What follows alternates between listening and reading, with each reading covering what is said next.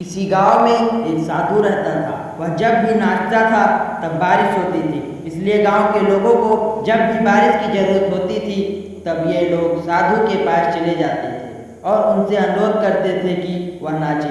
जब वह नाचने लगता था तो बारिश जरूर होती थी। कुछ दिनों के बाद 4 लड़के शहर से गांव घूमने आए। जब उन्हें ये बात पता चली कि किसी साधु के नाचने से बारिश होती है तो उन्हें यकीन नहीं हुआ। शहरी पढ़ाई लिखाई के घमंड में उन्होंने गांव वालों को चुनौती दे दी, जब हम भी नाचेंगे तो बारिश होगी। अगर हमारे नाचने से बारिश नहीं हुई तो साधु के नाचने से भी बारिश नहीं होगी। अगले दिन सुबह सुबह गांव वालों ने उन 4 लड़कों को लेकर साधु के कुटिया के पास पहुंचे। गांव वालों ने साधु को सारी बात बताई। फिर उन लड़कों ने नाचना शुरू किया। पहले लड़के ने नाचना शुरू किया। आधे घंटे बीत गए। फिर वह पहला लड़का थककर बैठ गया, पर बादल नहीं दिखे। कुछ देर बाद दूसरा लड़का ने नाचना शुरू किया। फिर 1 घंटे बीतते बीतते वह भी थककर बैठ गया। बाकी दोनों लड़कों ने भी ऐसा किया, पर बारिश नहीं हुई। अब साधु की बारी भी आई नाचने को।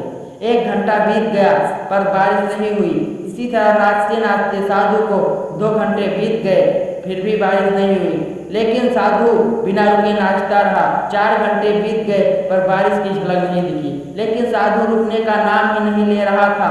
धीरे धीरे शाम ढलने लगी कि तभी बादलों की गड़गड़ाहट सुनाई दी और थोड़ी देर बाद जोरों की बारिश होने लगी। ये देखकर 4 लड़के दंग रह गए और तुरंत साधु से क्षमा मांगी। फिर 4 लड़कों ने साधु से पूछा, भला ऐसा क्यों? हमारे नाचने से बारिश नहीं हुई और आपके नाचने से बारिश होने लगी। साधु ने उत्तर दिया, जब मैं नाचता हूँ तो 2 बातों को याद रखता हूँ। पहली बात तो मैं यह सोचता हूँ कि अगर मैं नाचूंगा तो बारिश को होना ही पड़ेगा, और दूसरी बात यह कि मैं जब तक नाचूंगा जब तक बारिश नहीं हो जाएगी। सफलता पाने वाले को यही गुण विद्यमान होना चाहिए। वह जिस काम को करते हैं उसमें उन्हें सफल होने का पूरा भरोसा होता है, और वह तब तक उस काम को करते हैं जब तक कि उसमें उसको सफलता ना मिल जाए। इसलिए अगर हमें सफलता हासिल करनी है तो इस साधु की तरह ही अपने लक्ष्य को प्राप्त करना हो।